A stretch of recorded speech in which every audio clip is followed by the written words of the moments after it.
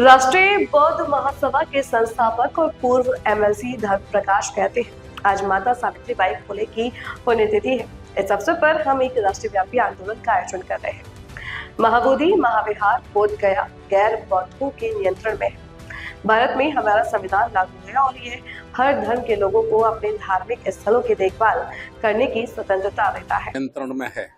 हम ये चाहते हैं कि भारत में हमारा संविधान लागू है और संविधान ने प्रत्येक धर्म के व्यक्तियों को अपने धर्म स्थल की स्वतंत्रता करने की, उसकी देखभाल करने की स्वतंत्रता दी है।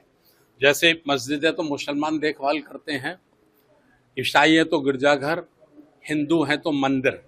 इसी तरह से हम चाहते हैं कि जो महाबोधि बुद्ध विहार है बौद्ध गया का, जहां तथागत गौतम बुद्ध को बोधि प्राप्त हुई थी, तो उसको भी मुक्त कर दिया जाए और उसका संपूर्ण प्रबंधन बौद्धों को सौंप दिया जाए। इससे लेकर राष्ट्रीय बौद्ध महासभा आज पूरे भारतवर्ष के कोने कोने में, जिलों में राष्ट्रपति जी को और मुख्यमंत्री बिहार को ज्ञापन दे रही है।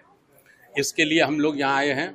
दूसरा, हमारा उड़ीसा प्रदेश के जिम्मेदार पदाधिकारियों का, जिला स्तर के पदाधिकारियों का ये हमारा आज सम्मेलन है और इस सम्मेलन की विशेषता ये है, इसलिए हमने बुलाया है कि राष्ट्रीय बौद्ध महासभा का 20वां राष्ट्रीय अधिवेशन दिनांक 11, 12, 13, 14, 15 अक्टूबर 2026 को ये हमारा प्रस्तावित है।